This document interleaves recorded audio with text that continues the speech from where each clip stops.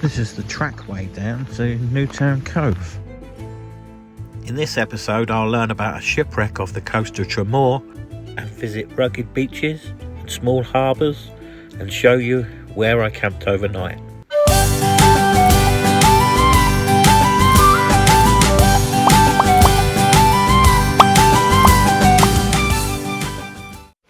Sun's out in full force now. A few minutes ago it was chucking it down with rain, and that's why I've got the path to myself. Just a minute later. Look how amazing this is. Just look how inviting that water is. It's crystal clear. This is Newtown Cove, a little swimming area, very, very popular with the locals. I checked the sea temperatures online and they suggested it would be between 7 and 9 degrees. So if I do go for a swim, it's going to be very, very cold. I spent a little bit of time sat here daydreaming, and a few other people actually went for a swim, but they didn't last in the water very long.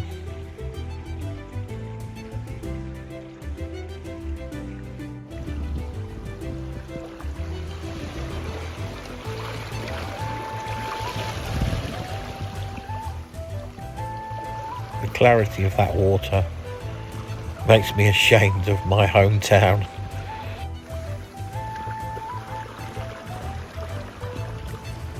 The car park at the top on the headland gets quite busy, although most people just sit in their cars and watch.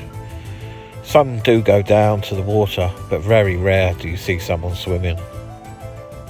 You have to read the whole sign before you start to get angry.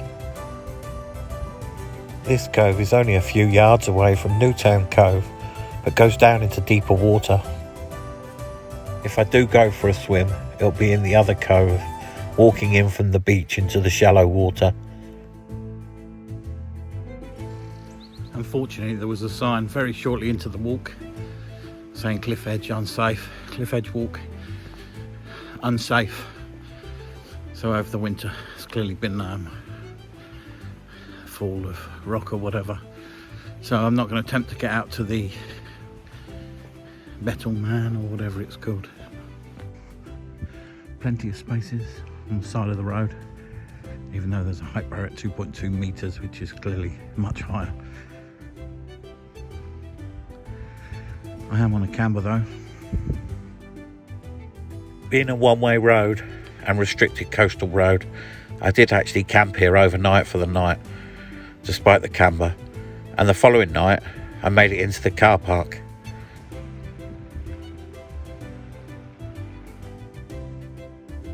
I was surprised in the evening how much the tide came in right up the beach, making it quite deep water there.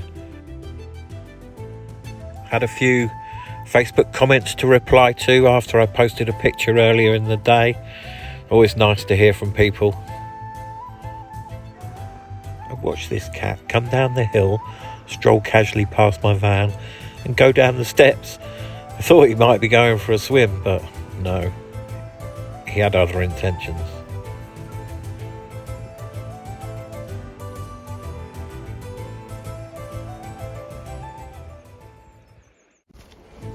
In the morning I plucked up courage to go for a swim. It wasn't a very long swim. The water was so cold it made me gasp, and then I took in a mouthful of water. I managed only 90 seconds from stepping foot in the water to stepping out of the water. But that 90 seconds made me feel great for the rest of the day. Let's just get the cheese melted. Now this is the Azira, Nescafe Azira instant coffee. I've been a real coffee snob over the years, but I can drink this and I quite enjoy it, and it's just so easy to do, and you get a lot more than you get out of the mocha pot that I was using.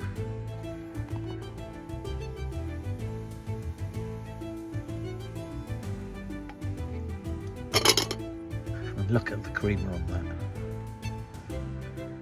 and that smells good, and more importantly, bloody tastes good. funny, I've gone full circle on coffee. When you're in a camper van, never miss the opportunity of using a restroom in a supermarket. I doubled back from Newtown Cove to visit the town of Tramore. In 1816, 3 transport ships on their way to Cork in Ireland from Ramsgate in England got caught in an unexpected storm in the Celtic Sea. The storm was now gale force, and one ship, the Seahorse, was unable to round Brownstone Head for the safety of Waterford harbour. The Seahorse broke up on the sandbanks in Tramore Bay, killing 292 men, 38 women and 33 children. To this day, this remains one of Ireland's biggest maritime disasters.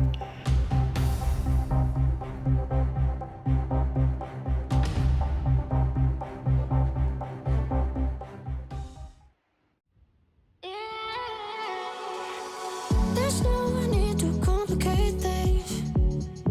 Let's stick to the basics. We both know what we want. Let's just keep it simple. Oh yeah, oh yeah, oh yeah. We dance on the same wavelength. This feels like a new beginning. We both know what we want. Let's just keep it simple. Oh yeah, oh yeah, oh yeah. So won't you let me trip with you? Leading and follow, lead us till tomorrow. So won't you let me trip with you? Leading and follow, lead us till tomorrow. So won't you let me? So won't you let me?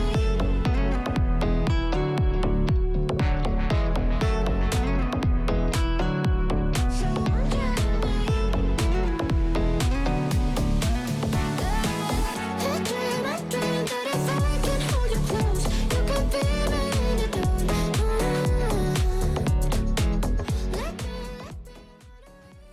I walked back down the main road to the small harbour.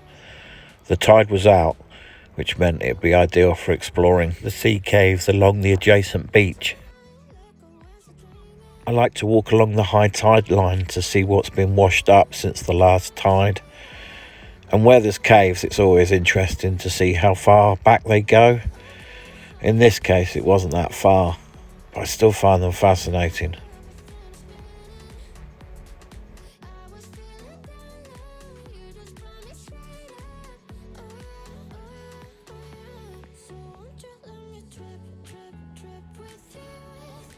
Only a small beach here, and I'm certainly not going to clamber across these rocks to see if there's another little beach or bay around the corner.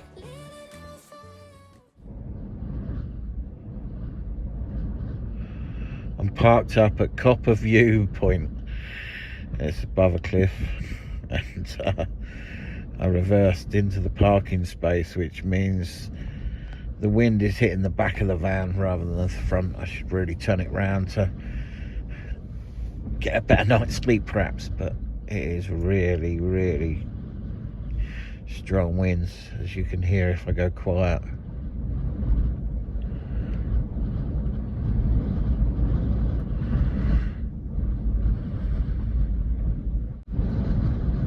I have wind deflectors on the front passenger window that's slightly open that side, and that's making extra noise. This is where I stayed last night, Cobh Viewpoint.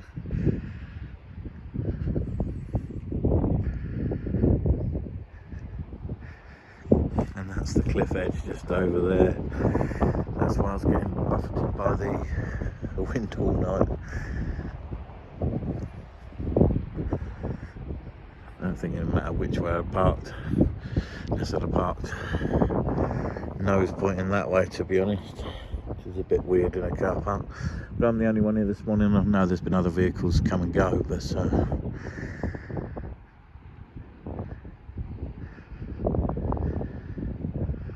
it was quite a cosy night, to be honest. It's nice being in a van, knowing that you're pretty safe, you know. It wasn't a storm, but it was just extremely windy. Okay, I'm going to set off early, have breakfast somewhere down the road. I don't know where yet. See where else is nice to stop. Less than a mile down the road, I found this little cove. Ideal for breakfast. There were overnight camping signs, but not to worry.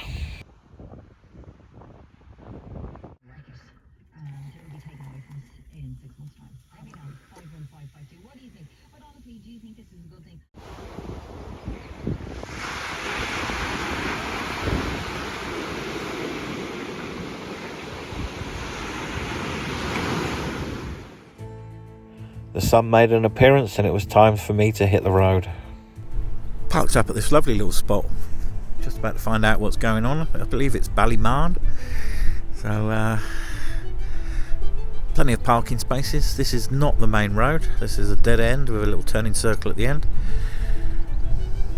And appears to be a river there. The entrance into that, and that is the main road, the R675. Currently going down to Dungarvan today. So there's stuff going on over here. I know this is called the Copper Coast or whatever, so it's a tub here. Very small.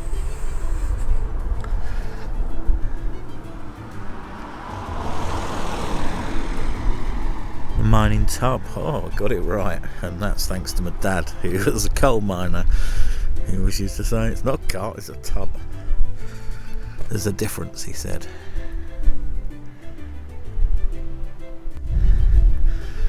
Historical mining village of Bonmahon. This series of maps has been excellent as I've been coming along the coast here. I've stopped at every other lay-by perhaps. Well camped one night in one of them. Now I'm not going to bore you with different rocks. But what I did find out in this little place was something really interesting. Ireland formed as two parts in the southern hemisphere, and they drifted together over millions of years to form Ireland as we know it today.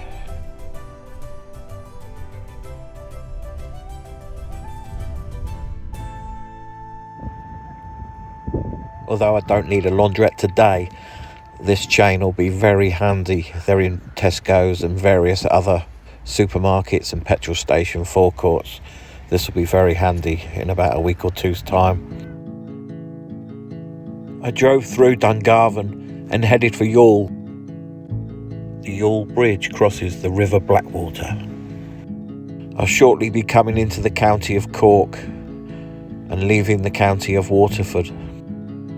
And the county of Cork is significant in that it's either the start or the finish of the Wild Atlantic Way.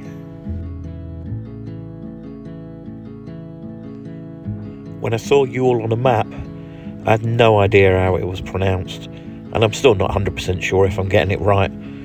It looked like Youghal, or Youghal, or is it Youghal? I'm told it's Youghal, but I might be wrong. I drove through the town on the first day.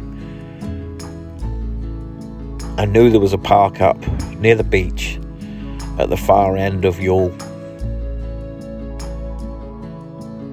Yesterday, I didn't even know I was going to stay here. In the end, I stayed 3 days.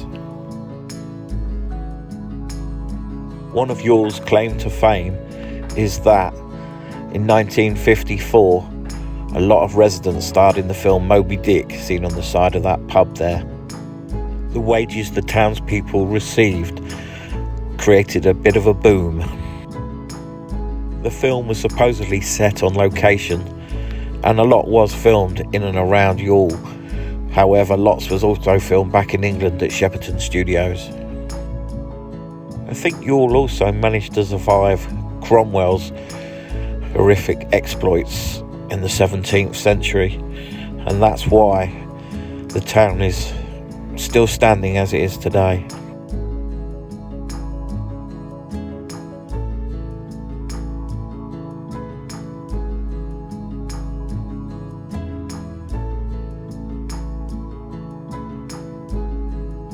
When I got to the front strand, I was shocked at how long the beach was, running 5 kilometres in all. I found a great little park up at the side of the road, tucked in slightly, and was joined over the next couple of days by a few motorhomes that couldn't get under the height barriers. So this little section here is the 2-metre height barrier section here at Youghal Beach. When that tide comes in, hits these rocks and this wall, it blows the waves come over the top, often containing a little bit of shingle each time, and that would do a right bit of damage to any motorhome parked up here or camper van parked up here.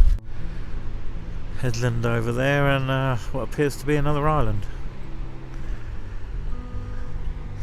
This is Youghal Beach. I'm on the strand.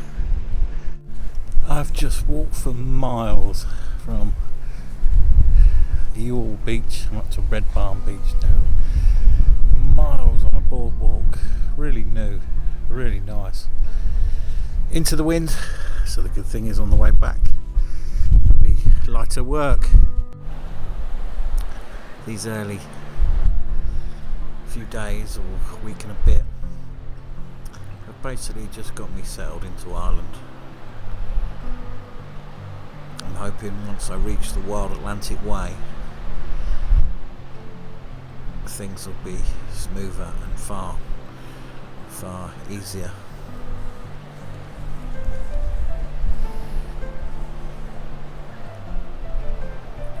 Not that it's particularly hard at the moment,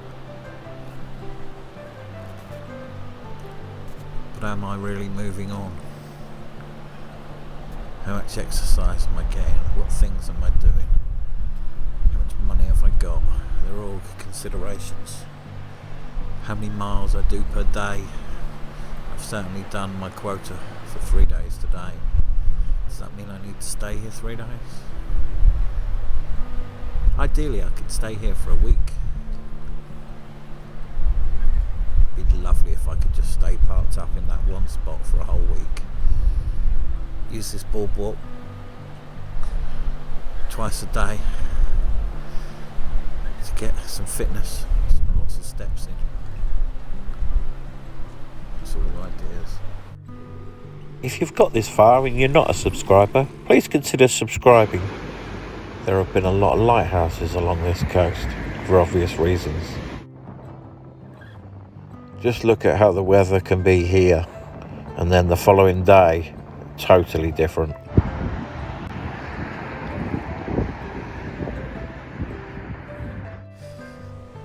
The sign at the top appeared to promote diving rocks, but when you get down here and realise how rough it is, there's signs everywhere now saying no diving.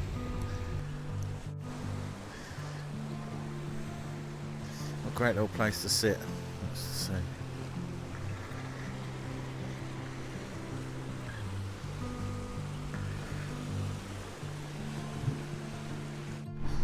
Look how gorgeous this is for early April.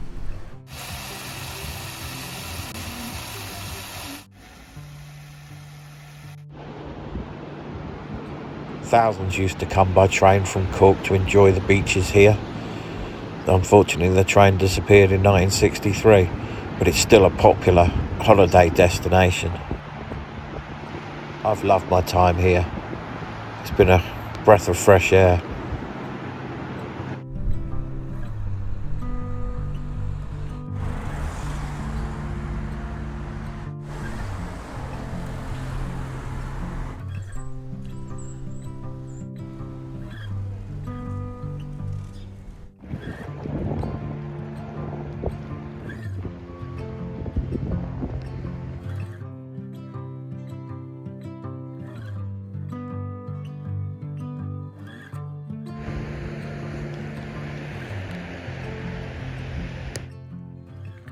I've decided I'm going to move on to Cobh this afternoon, and that makes great access into Cork over the weekend, providing I can get parked up at a special dedicated motorhomes and camper van spot that charges €10 a night. So yeah, I'm already cheating. But Cork's a decent sized city that you can walk around, so I'll catch the train in and really enjoy it and have a pint each day, etc, etc, and spend the whole weekend there. Today's a Friday, and if I pay for 3 nights, €30, what's that, £24? That's going to be my costs for a weekend away. Yeah, that'll be fun. And then it's on to Kinsale. First, before I leave here at Youghal, I'm going to have a sandwich and then make the steady drive 40 odd kilometres down to Cobh. Next week, I take the train from Cobh into Cork, but things don't go how I planned, and the weather goes from one extreme to the other.